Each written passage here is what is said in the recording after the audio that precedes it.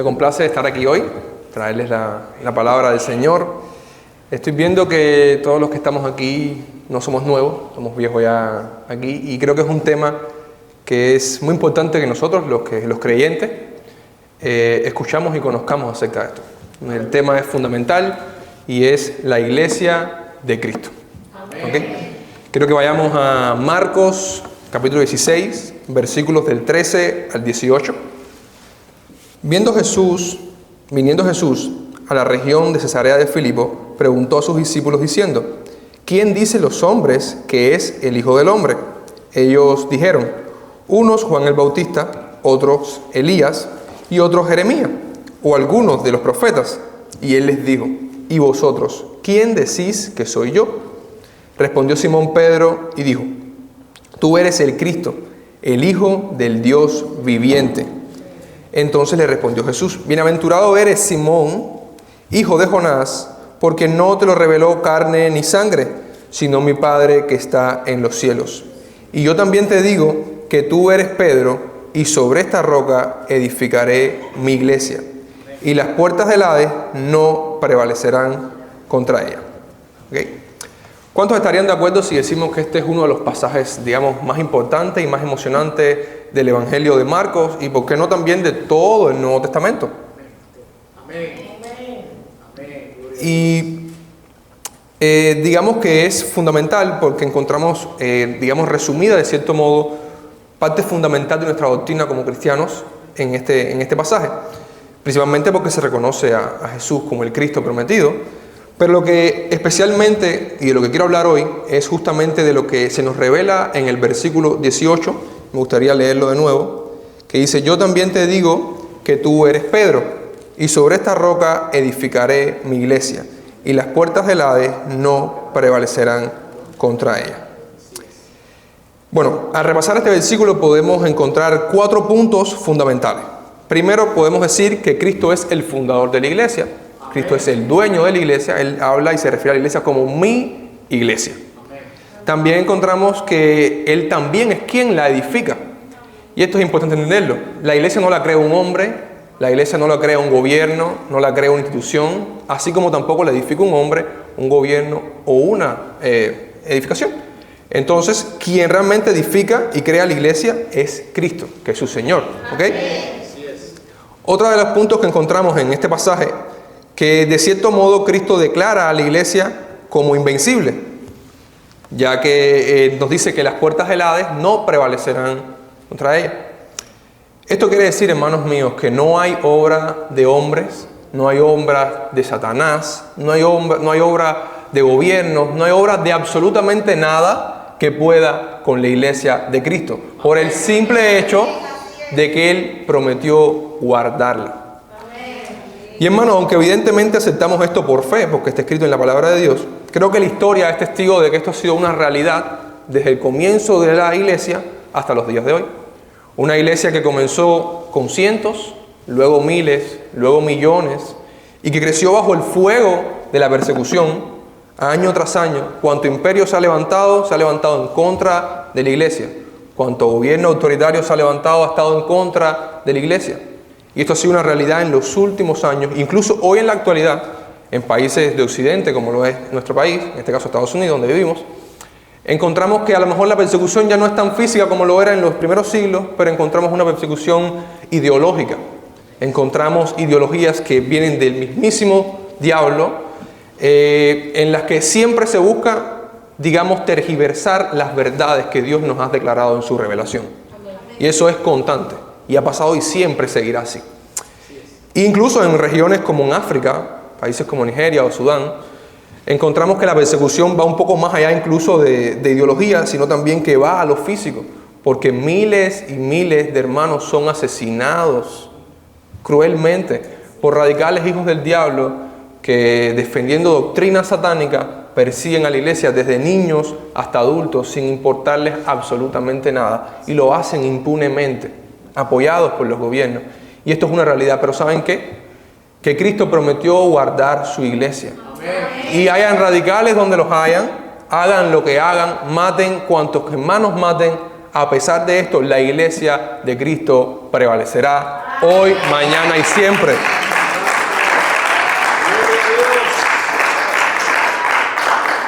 Okay. Por cuarto punto tenemos, y creo que es importante resaltarlo, que es sobre qué se edifica la iglesia. Si bien entendemos que Cristo la guarda, Cristo es quien la funda, Cristo es quien la edifica, ¿sobre qué se edifica? Viendo que no la edifica un hombre, viendo que no la guarda un hombre, viendo que no la crea un hombre, sería raro pensar que se edifica sobre un hombre. Lamentablemente hay enseñanzas que hablan de que la iglesia de Cristo se edifica sobre la figura del apóstol Pedro, lo cual es un error totalmente.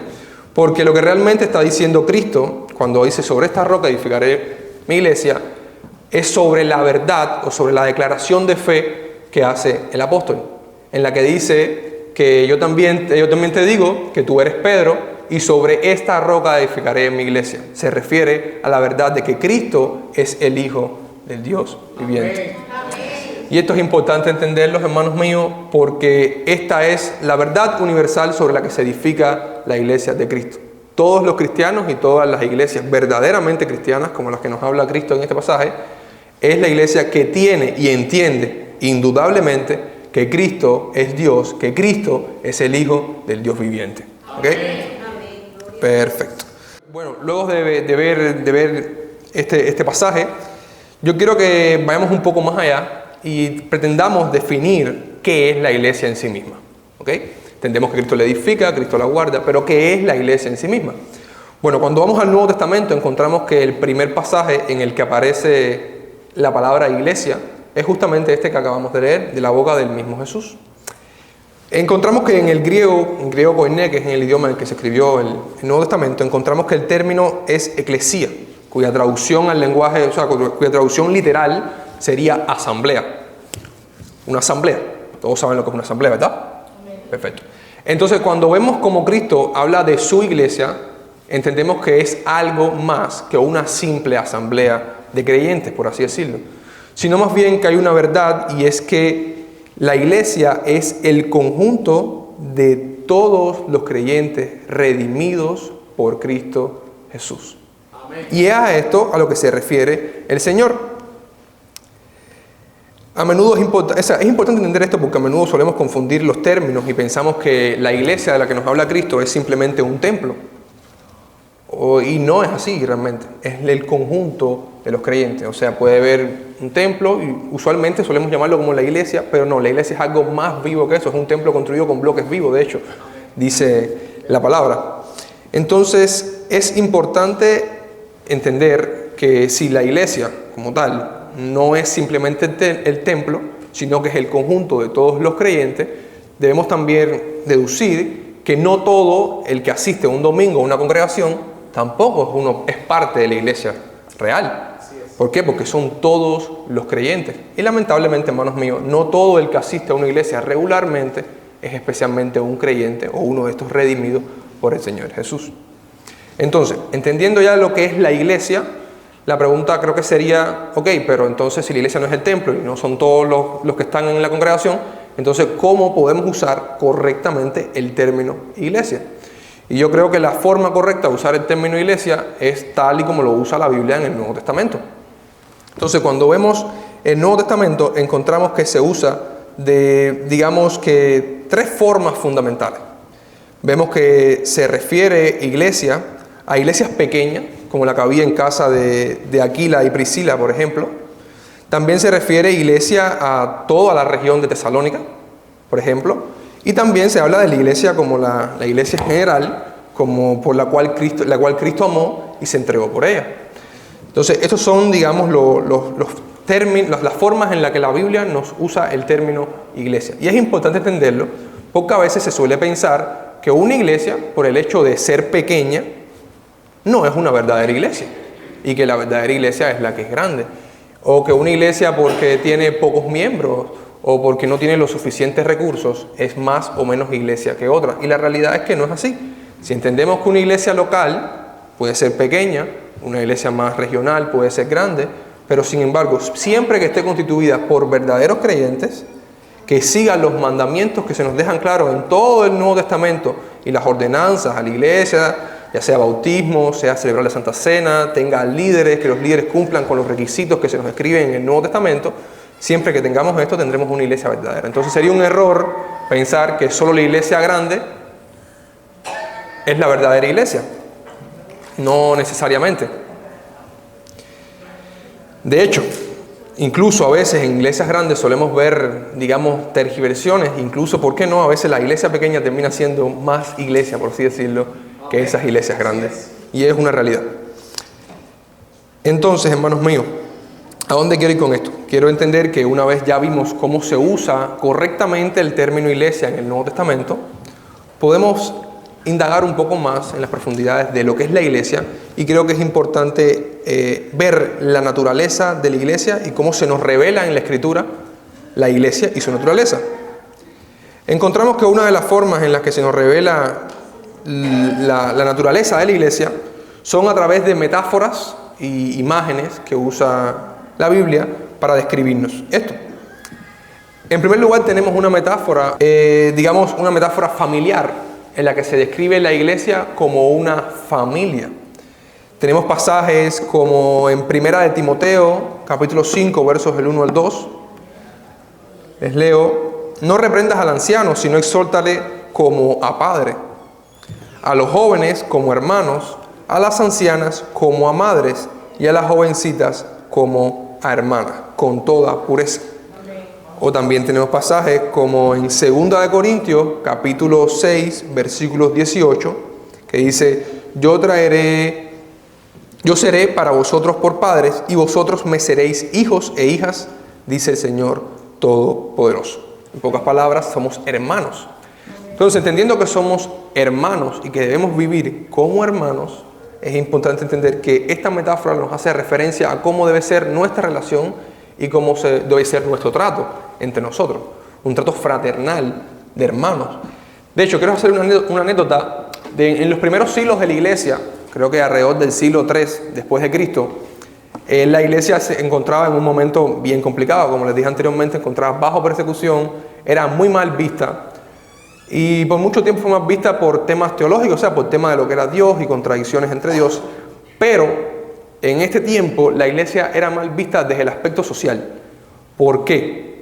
Porque, para que entiendan, era tal la hermandad de los cristianos, ellos se llamaban hermanos entre ellos, vivían como hermanos, se comportaban como hermanos, que la sociedad, que no entendía los términos de los cristianos, llegó a pensar que realmente eran hermanos todos ellos, hermanos de sangre, y que se daban en casamiento hermanos con hermanos, lo cual en aquel tiempo ya era considerado nefasto, ya incestuoso. Y llegó un punto de que la sociedad criticaba a los cristianos porque pensaba que realmente eran hermanos. Entonces, ¿qué quiero decirle con esto? Que fíjense qué tal grado de hermandad era visible en esos tiempos, que las personas de afuera pensaban que realmente eran hermanos de sangre.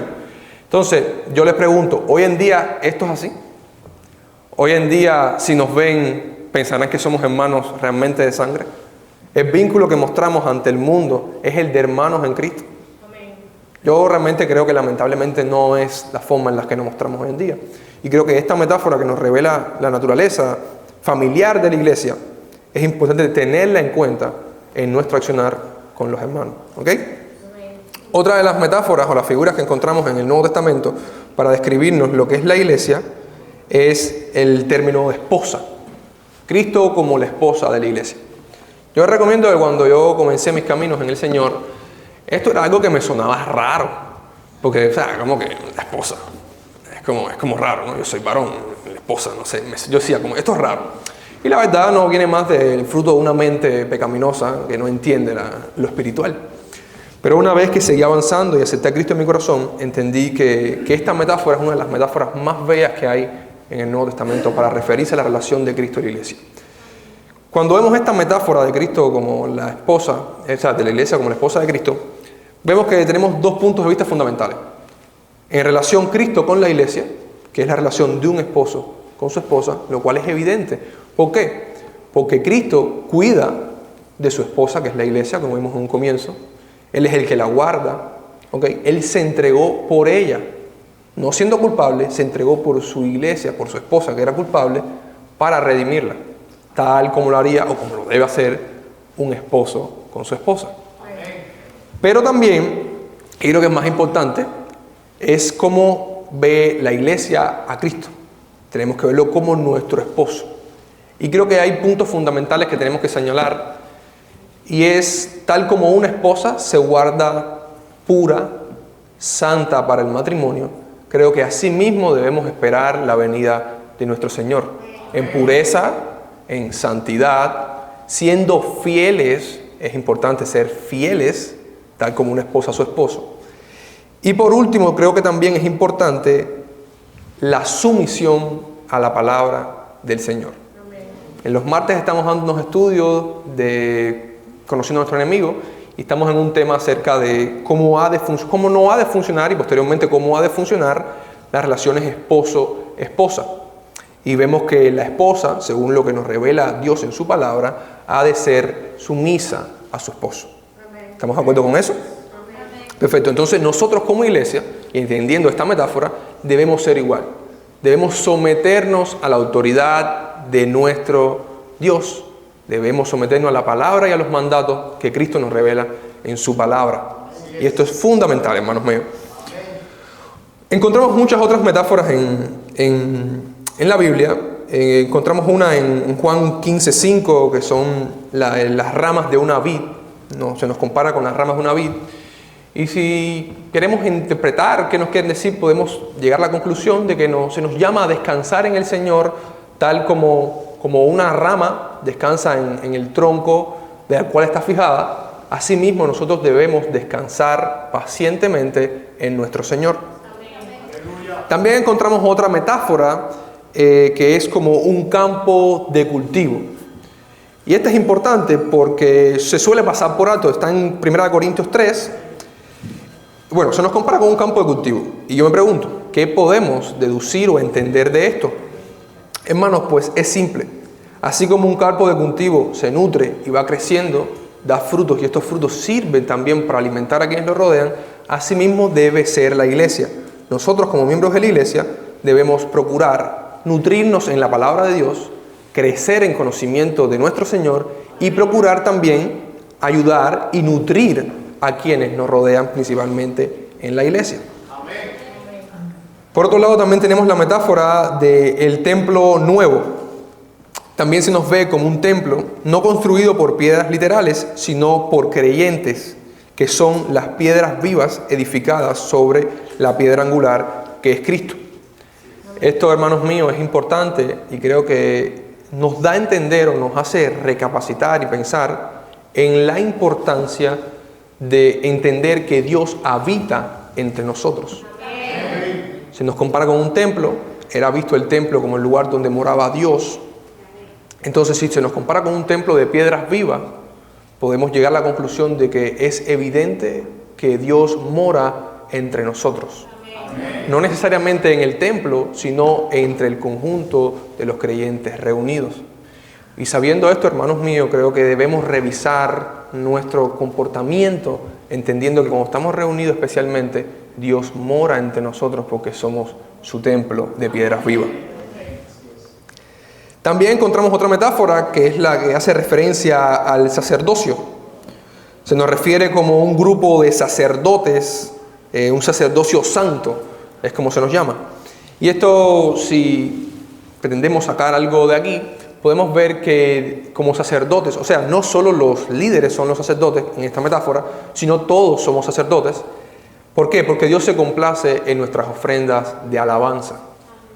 Es importante que tanto en nuestra vida privada como en nuestra vida como comunidad, como iglesia junta, es importante cuidar mucho nuestra alabanza y nuestro sacrificio en adoración a nuestro Señor, tal como un sacerdote. ¿Ok?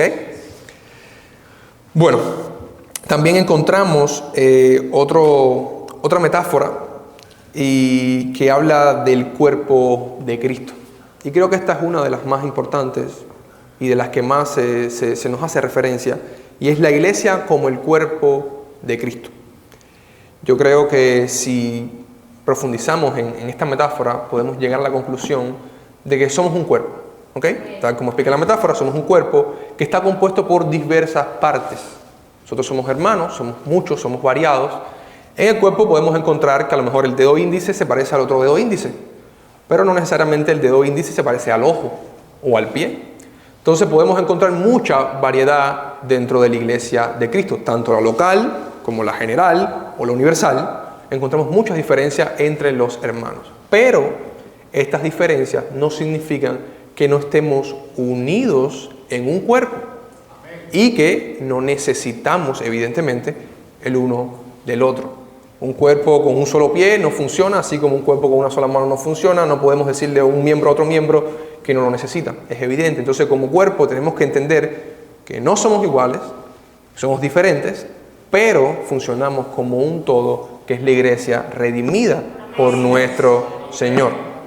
Esto es muy importante, dado a que a veces nos comportamos de manera individualista en la iglesia, y no, es claramente porque no estamos siendo plenamente conscientes de que somos un cuerpo.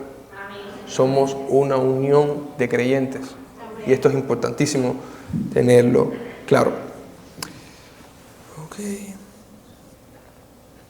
Vamos allá, y entonces entendiendo estas metáforas ya podemos ver la naturaleza de la iglesia. Podemos resumir que debemos ser santos como iglesia, debemos ser santa para nuestro Señor, debemos amarnos los unos a los otros, debemos depender unos de otros, debemos ser conscientes de que Él mora entre nosotros, debemos ser conscientes de la importancia de nuestro sacrificio en alabanza y en adoración para nuestro Señor. Viendo todo esto, me gustaría entrar en qué no es una iglesia. Si ciertamente todo lo que se dice iglesia no es iglesia, y creo que eso lo entendemos claramente, quiero entrar en algunas cosas que, no voy a detallar todo lo que no es una iglesia, pero sí quiero tocar puntos fundamentales que suelen ser de confusión para los hermanos. Bueno, yo recientemente en un comienzo les hablé de la iglesia de Aquila y Priscila, la iglesia que se reunían en una casa, ¿ok? Y vemos que esto es un modelo que también se nos repite en Romanos, o sea que este modelo de iglesia, reunirse en casa, era un modelo bíblico que en muchos países también de ese mundo, incluso en Cuba, nuestro país, bueno, países muchos, no de todos, pero también se reúnen en casa. Ahora, ¿por qué toco esto? Porque quiero hacer énfasis y quiero reunir y quiero realzar que no todos los cristianos reunidos en una casa son necesariamente una iglesia. Hermanos míos, no cometamos el error de creer que porque nos reunimos 3 hermanos, leemos el Salmo 1, luego el Salmo 100, meditamos en la palabra, oramos y ponemos 2 alabanzas, ya por eso somos necesariamente una iglesia. No podemos caer en ese error de decir, ok, me voy de mi congregación, me reúno con mi hijo, mi esposa y con el amigo y el vecino, ponemos ahí una alabanza, leemos la Biblia, ya tenemos nuestra iglesia casera y no tenemos que... No. Esto es un error porque a lo largo de todo el Nuevo Testamento se nos marcan las pautas de una iglesia, el propósito de una iglesia, los puntos a seguir de una iglesia, el orden de una iglesia, cómo ha de ser dirigida una iglesia, cómo han de ser los dirigentes de la iglesia, en este caso los ancianos de la iglesia, qué características deben tener los ancianos de esta iglesia, tanto moral, qué conocimiento deben tener doctrinal. Hay ciertos puntos que son fundamentales para que una iglesia sea una iglesia local sea una verdadera iglesia. Y creo que uno de los principales puntos también es el compromiso. Y quiero resaltar esto, es importante para que una iglesia sea iglesia el compromiso. No solo de los líderes, porque es muy fácil pensar que el compromiso es el pastor. El pastor o de los de la alabanza o de los diáconos.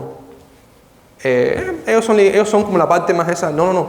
Recuerden que la iglesia somos el conjunto de todos los creyentes. Y tal como un cuerpo tenemos diferentes funciones. En este caso, dentro de nuestra iglesia tenemos diferentes, por así decirlo, puestos en el que está el pastor, una responsabilidad X, en el que están los ujieres, en el que están los ministros de alabanza. Tenemos diferentes funciones, diferentes roles, pero tiene que haber un compromiso común. Y esto es un sello fundamental de una iglesia. Una iglesia no pretende quedarse estancada. Una iglesia pretende crecer, pretende ganar almas para Cristo. No pretende ser una reunión casual en una casa, que ojo, no es que sea malo. No es malo reunirse con unos hermanos, leer la Biblia, estudiar la palabra. No tiene absolutamente nada de malo, pero sí es importante entender que esto no es el modelo bíblico que se nos explica en el Nuevo Testamento de lo que es una verdadera iglesia. Otra cosa que quiero tocar y quiero tocarlo porque creo que es de los errores más comunes que solemos cometer los cristianos. Y es que no existe iglesia online, por así decirlo.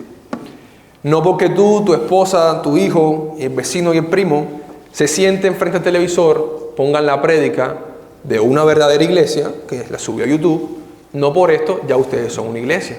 Sí es cierto que hay un ministro enfrente que está de manera online, pero está impartiendo un mensaje, el cual es un mensaje bíblico. Esto no significa que haya tal cosa como una iglesia digital, yo y mis amistades, en la casa. ¿Por qué? Porque ciertamente va a carecer de cosas fundamentales, carece de intención de crecimiento, carece de estructuración, carece de muchas cosas que se nos revelan que son características fundamentales de la iglesia en el Nuevo Testamento. Entonces, hermanos míos, si bien es bueno, pero peligroso también, pero es bueno en sí, ver prédicas en YouTube de maestros, es bueno, no es necesariamente malo, siempre que veas un buen maestro con una buena prédica. Esto no sustituye el rol de la iglesia y el papel de lo que es una verdadera iglesia.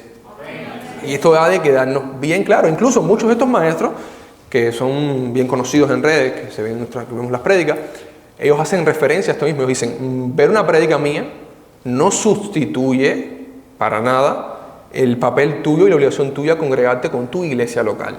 Así es. ¿Ok? Tenemos que tener compromiso con nuestra iglesia local en todo momento. ¿Queda claro esto? Amén. Perfecto. Por otro lado, yo quisiera también, no quería hablar de esto, pero creo que de cierto modo es importante mencionarlo. Existen, hermanos míos, en la tradición de cristianos evangélicos, muchas denominaciones, muchos grupos que son realmente cristianos, pero con cuales podemos tener diferencias de doctrina, diferencias de interpretación de ciertos pasajes, diferencias X, pero siempre en el marco del cristianismo puro y auténtico. Siempre que la doctrina fundamental sea afirmada, somos hermanos en Cristo a pesar de las diferencias que podamos tener en ciertos pasajes específicos. Entonces, no creamos tampoco que todo por allá, aunque no piense como yo, en cosas específicas, no son una verdadera iglesia. No, esto sería un error. Somos hermanos en Cristo, con nuestras diferencias, porque no somos perfectos, somos seres caídos, pero somos hermanos en Cristo. Sin embargo, hay ciertas iglesias o grupos religiosos, no son iglesias, pero bueno, son falsas iglesias. Yo no quería mencionar esto, pero creo que sí es importante mencionarlo, porque creo que hay muchos hermanos que a lo mejor no conocen o no han enfatizado mucho en esto, pero sí creo que es importante tocarlo. Porque son iglesias que se presentan como iglesias cristianas y que vienen a traer herejías antiguas pintadas de algo nuevo. Y quiero ser muy específico y quiero resaltar una iglesia que es conocida popularmente como los mormones. Muchos han escuchado los famosos mormones o la iglesia de los santos de los últimos días, que se declara como una iglesia cristiana. Y usted puede encontrar, porque ojo, son muy activos en publicidades, en redes sociales. De hecho, usted como cristiano, seguramente cuando usted va a YouTube y pone a escuchar alabanzas, es muy probable que le salga prédica de mormones, en los que dicen, hoy soy tu hermano, yo quiero, mira, dame tu número de correo, tu correo electrónico, yo te quiero enviar el libro del mormón para que tú lo veas, es gratis, te podemos dar una clase para que te prepares y tengas conocimiento de la palabra.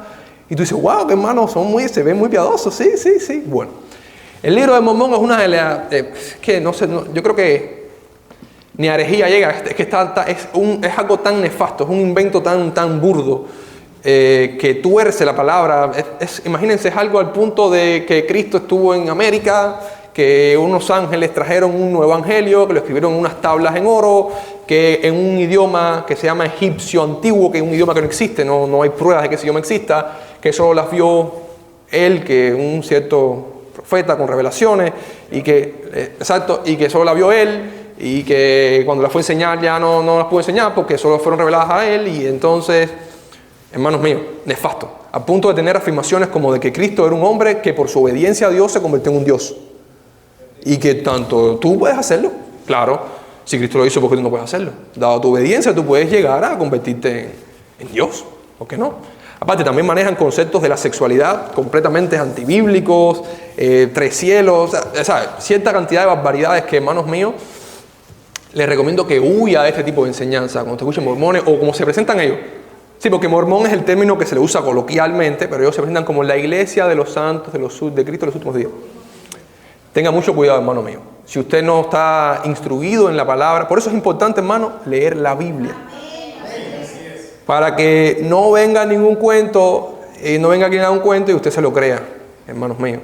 Si bien la palabra nos dice que si algún ángel u otro les predicara un nuevo evangelio, sea anatema, ¿verdad?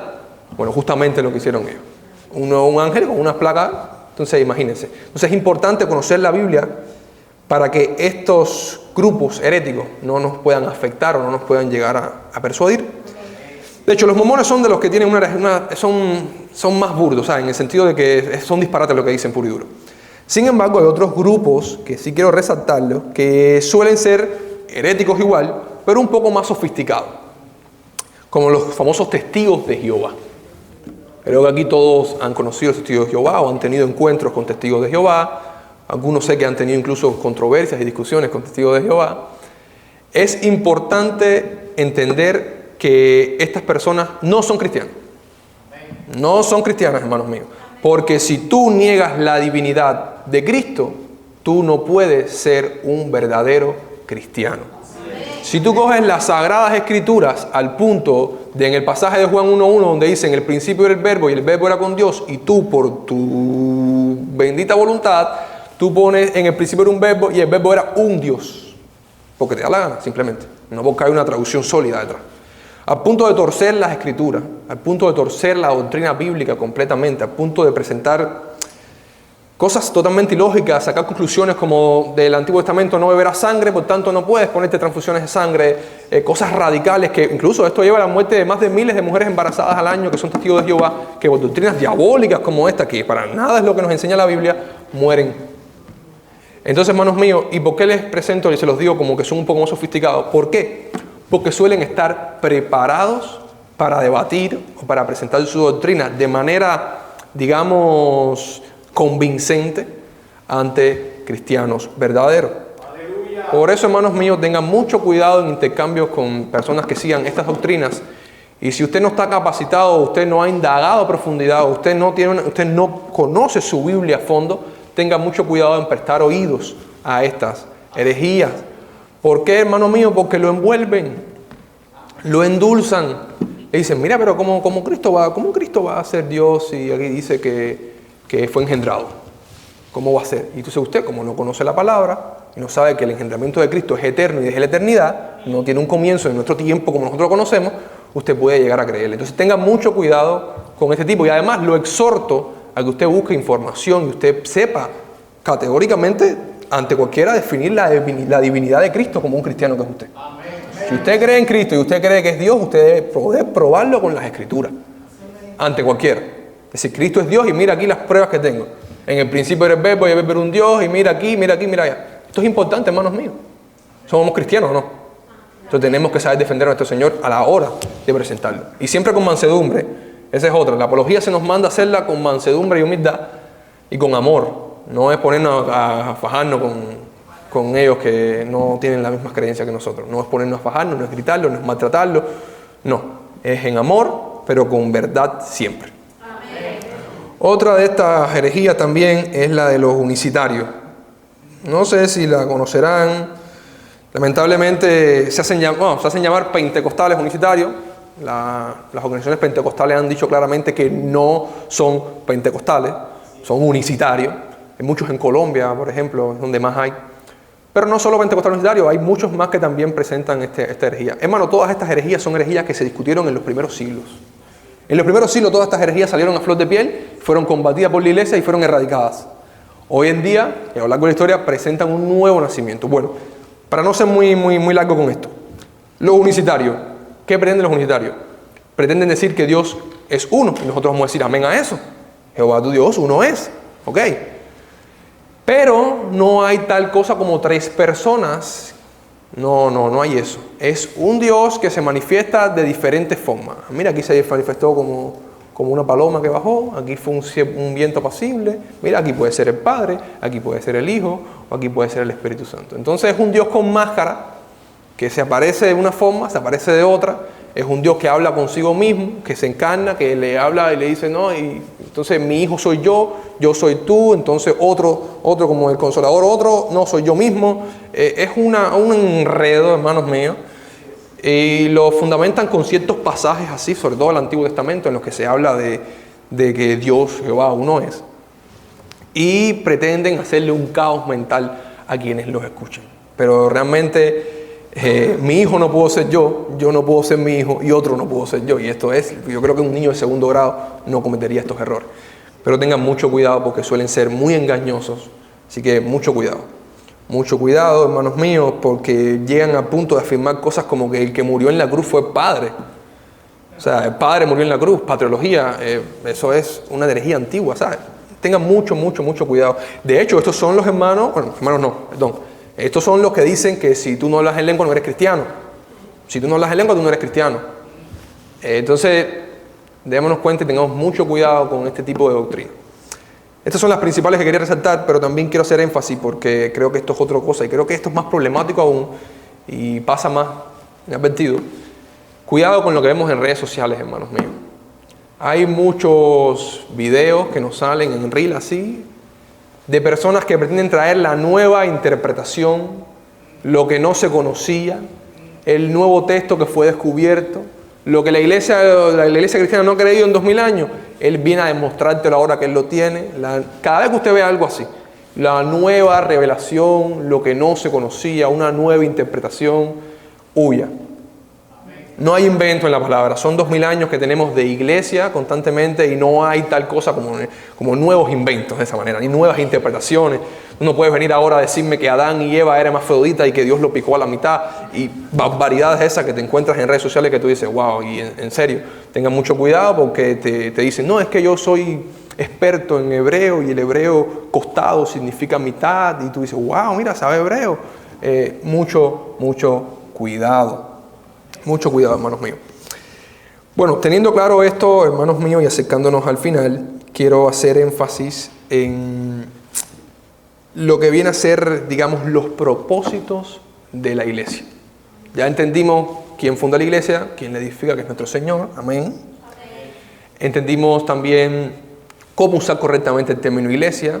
Entendimos qué es una iglesia, la naturaleza de la iglesia, qué no es una iglesia, qué es una falsa iglesia. Una vez entendiendo todo esto, quiero entrar en los propósitos de la iglesia. Y esto es importante que nosotros, como iglesia, los conozcamos. Ok. Vamos a resumir los propósitos de la iglesia en 3 puntos, o 3 ministerios. Para con Dios, para con los creyentes y para con el mundo. ¿Ok? En nuestro ministerio para con Dios, y quiero hacer énfasis aquí, yo lo puedo resumir en una palabra. Nuestro ministerio como iglesia para con Dios lo resumimos en la palabra adoración. Nuestro ministerio como iglesia ante Dios es presentar una adoración genuina y santa. Quiero hacer énfasis en esto, hermanos míos, porque lo que hacemos al comienzo del culto no es cantar las 3 canciones antes de ofrendar.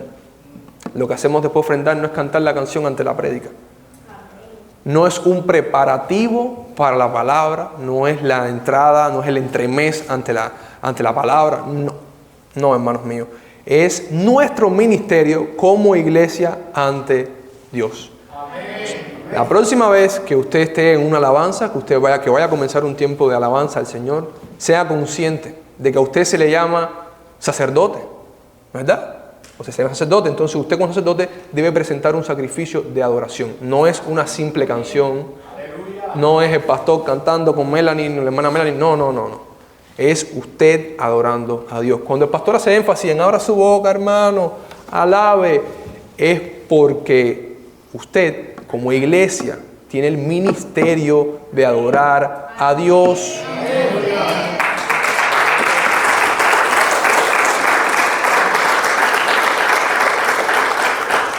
De hecho, quiero citar ciertos pasajes como en Efesios 1, versículo 12, dice, a fin que seamos para la alabanza de su gloria, nosotros los que primeramente esperábamos en Cristo. También Colosenses 3, versículo 16, que dice: la palabra de Cristo mora en abundancia en vosotros, enseñándonos y exhortándoos unos a otros en toda sabiduría, cantando con gracia en vuestros corazones al Señor con salmos e himnos y cánticos espirituales.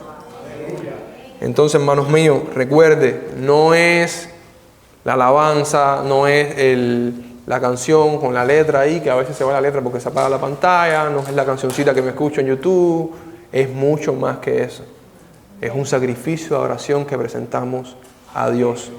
Yo les pido, hermanos míos, que entendiendo esto, usted sea consciente de que ya sea un martes, un viernes o incluso en su intimidad con Dios, no es simplemente una cancioncita que usted pone para poner el ambiente espiritual, por así decirlo. No, hermanos míos, es alabanza, es nuestro ministerio para con nuestro Señor.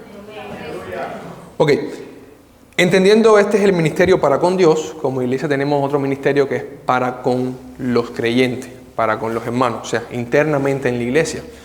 Así como resumí el ministerio para con Dios en adoración, en este caso quiero resumirlo como nutrir. Nutrir, suena raro, ¿no? Sí, uso el término nutrir porque es lo que nos corresponde como creyentes. Nutrirnos en la palabra del Señor. Nuestro ministerio entre creyentes, y aquí hago referencia a la metáfora que les comenté en un comienzo del campo de cultivo que va creciendo y a su vez da fruto y todos los que están alrededor se nutren de estos, perfectamente es así, hermanos míos. Nosotros como miembros de la iglesia, como iglesia que somos, tenemos la obligación, tenemos el ministerio de estudiar la palabra, nutrirnos de la palabra y a su vez nutrir también a quienes nos rodean. Sería un error pensar que solo con traer al inconverso a la iglesia ya cumplimos nuestra labor como iglesia. Sería un error y sería contrario a todo lo que nos se revela en el Nuevo Testamento. ¿Qué pasa con el discipulado, hermanos míos? Es de suma importancia. Y ojo, ciertamente el pastor tiene una responsabilidad de enseñar la doctrina que creemos como iglesia local, pero hermanos míos, la responsabilidad de nutrir de alimento espiritual a los integrantes de nuestra iglesia es de toda la iglesia. No es solamente el pastor, no es solamente el ministro de alabanza, no es el anciano, es de toda la iglesia. ¿Ok? Entonces, hermanos míos, me gustaría exhortarlos a que lo que usted conozca de la palabra, lo que usted haya aprendido del pastor, lo que usted haya aprendido de fuentes bíblicas, usted lo comparta con su hermano. Usted exhorta a su hermano, usted nutra a su hermano de lo que usted ya se nutrió. En especial con los nuevos creyentes que van aprendiendo poco a poco, sea usted de ayuda para su hermano. Nutra a su hermano porque escuche bien, no es una recomendación, es el ministerio que usted tiene como iglesia para con los creyentes. ¿Ok? Perfecto. Luego tenemos nuestro ministerio para con el mundo. Y decimos, bueno, ministerio para con el mundo. Y yo le preguntaría, ¿cuál de ustedes creen que es el ministerio para con el mundo? Yo creo que todos pensaríamos el evangelismo, ¿verdad?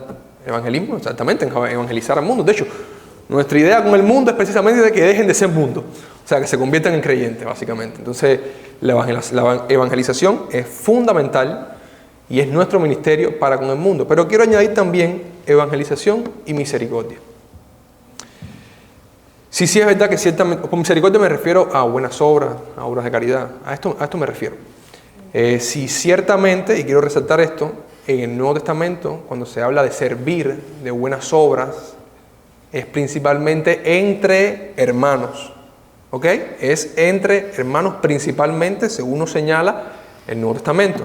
Pero sin embargo, también se nos manda a amar a nuestro enemigo y ayudarlo. De hecho, quiero leer el pasaje en Lucas 6, versículos del 35 al 36, que dice: amad, pues, a vuestros enemigos, y haced bien, y prestad, no esperando nada de ello, y será vuestro galardón grande, y seréis hijos del Altísimo, porque Él es benigno para con los ingratos y malos.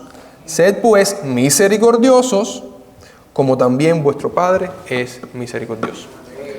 Entonces, hermanos míos, si ciertamente es importante el evangelismo, fundamental, también es importante actuar con misericordia para con el mundo, para con los inconversos.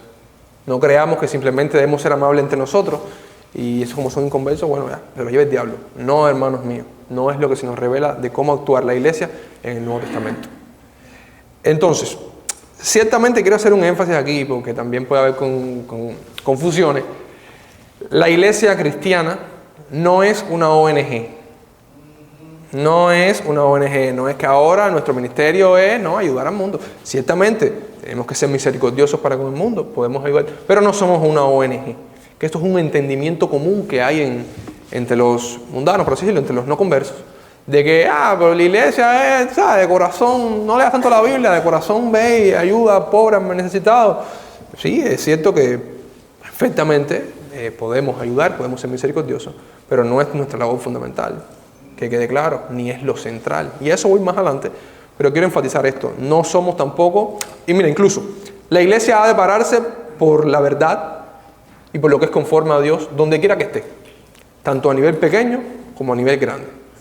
Y eso es una obligación que tenemos para con el Señor. ¿Ok? Condenar la maldad donde quiera que estemos y a quienes sean. Y esto es una verdad que se ha visto a lo largo de la historia, a lo largo de los años de la iglesia. Entonces, hermanos míos, sí, es importante ser militantes en una sociedad que cada vez va peor. Es importante que la iglesia tenga una voz audible que grite bien alto las verdades del Evangelio. Amén. Esto es importantísimo.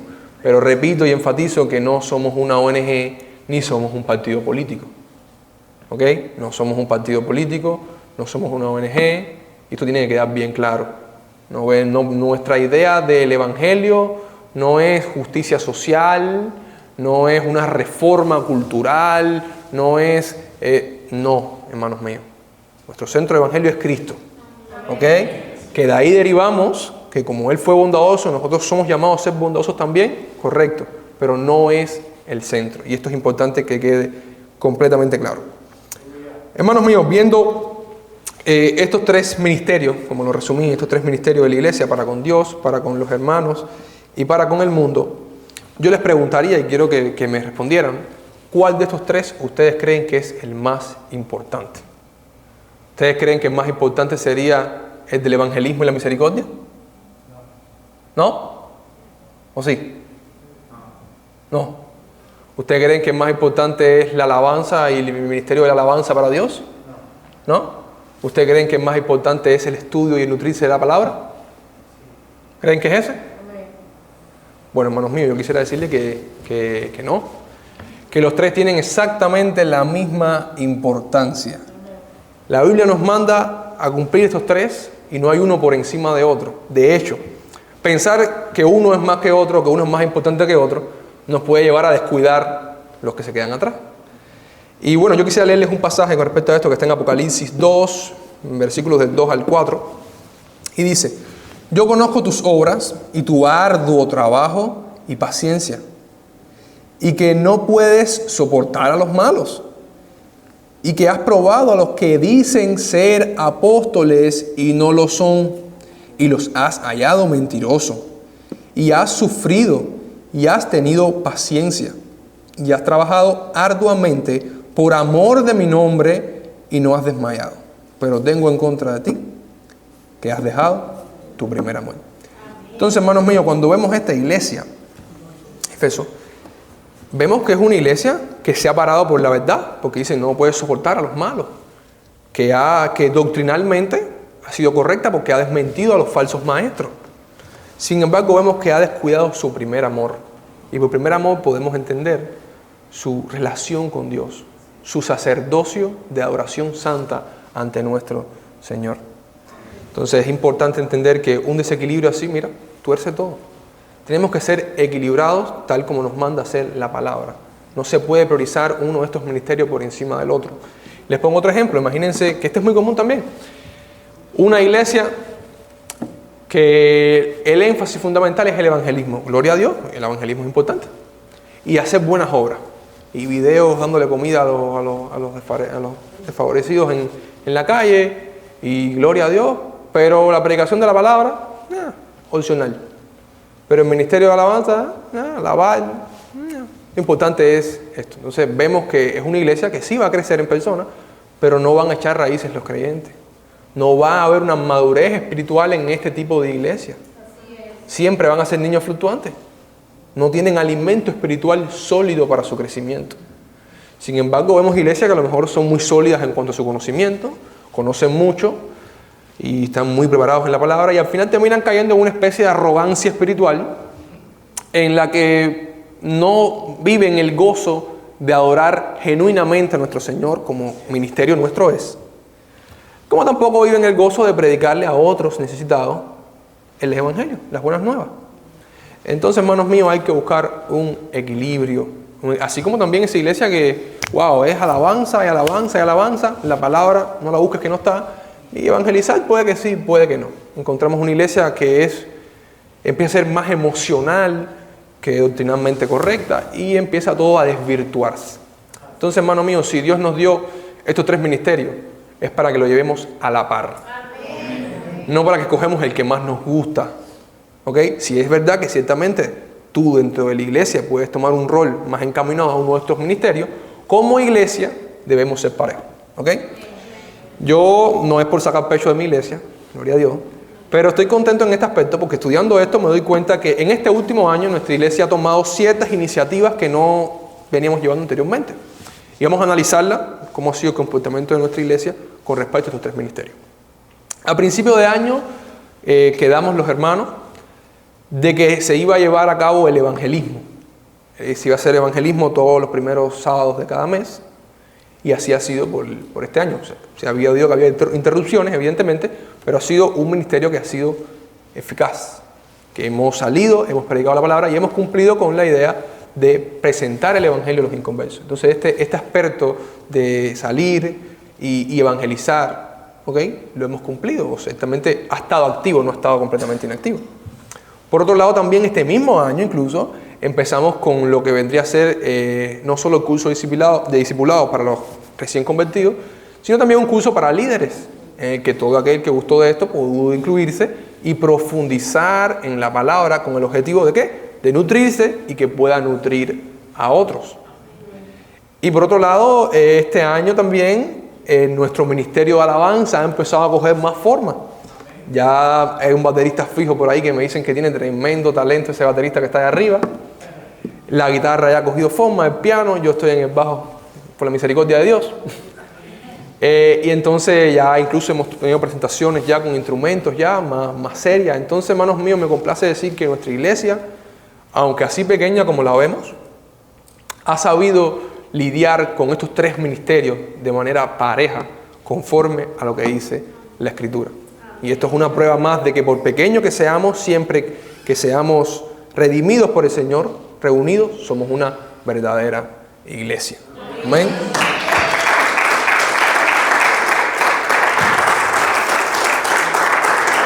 Bueno, hermanos míos, ya concluyendo, yo tenía aquí preparado un llamamiento a los inconversos, a los nuevos que nos visitan, pero todos los que estamos aquí somos ya somos viejos. Ya conocemos de cierto modo el Evangelio, algunos somos más nuevos que otros, pero somos, por así decirlo, somos parte de la iglesia. Entonces creo que mi reflexión va a ir dirigida a nosotros mismos justamente, a la iglesia. Hermanos míos, piense, primero que todo, la iglesia es el conjunto de todos los creyentes redimidos por Cristo. Pregúntese a usted mismo, ¿yo soy realmente un redimido por Cristo? ¿Realmente Cristo me salvó? Realmente, esto es una realidad en mí. El Espíritu ha dado testimonio a mi espíritu de que soy un hijo de Dios. Pregúntese a usted mismo, hermano mío. Si la respuesta es no, arrepiéntase y entregue su corazón a Cristo.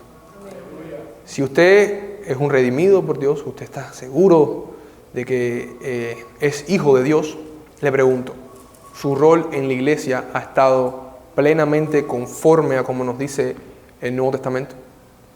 Hemos desarrollado ese amor entre hermanos que estuvimos viendo. Realmente yo me comporto con mis hermanos como si fuesen hermanos míos, ¿verdad? O solo los abrazo cuando llego a la iglesia, ya, hermano, ¿cómo está? O realmente yo siento una hermandad por mi hermano, yo siento amor por mi hermano y yo me comporto como un hermano con mi hermano, porque realmente es mi hermano, aunque sea una metáfora, es mi hermano en Cristo. Entonces reflexionen esto, reflexionen también en nuestra interdependencia. cómo dependemos uno del otro, porque somos una familia y somos un templo construido bloque a bloque. Reflexionen en eso también. Reflexionen cómo ha estado su adoración este año. Esto es uno de los últimos últimos cultos que vamos a tener en este año. Reflexione cómo ha sido su vida como ministro de alabanza ante el Señor. ¿Realmente mi adoración ha sido genuina? ¿O simplemente canto las canciones que ponen ahí? ¿Realmente yo estoy adorando genuinamente a Dios? ¿Estoy cumpliendo con este ministerio que tengo como iglesia? Pregúntese también, ¿realmente estoy leyendo la Biblia como el pastor me dice que me lea 3 versículos todos los días para ver si terminamos de Antiguo al Nuevo Testamento? ¿Realmente estoy haciendo eso? ¿Realmente estoy leyendo la Biblia o solo la saco cuando vengo al culto si acaso? ¿Realmente tengo un interés en conocer la palabra de Dios y entender su revelación, hermanos míos? Pregúntese esto. Y si la respuesta es no, entienda que como iglesia que usted es, como es un redimido del Señor, tiene la obligación, no es opcional, tiene la obligación de comportarse como un hermano y de cumplir con todos los mandamientos como esposa de Cristo. Entonces, hermano mío, los exhorto a que lea su Biblia, conozca y profundice de la palabra, comparta las buenas nuevas con aquellos que no han oído el Evangelio, sea militante en todos estos puntos en su vida, hermanos míos. ¿Ok? Entonces me gustaría que reflexionáramos en eso y ahora vamos a continuar con una alabanza y quiero que recuerde, usted es un ministro de alabanza al Señor. No es solo el pastor o Melanie cuando cantan, sino todos tenemos que presentar una alabanza santa ante el Señor. Entonces, entendiendo esto, hermanos míos, vamos a presentar una alabanza digna ante nuestro Señor. Gloria a Dios.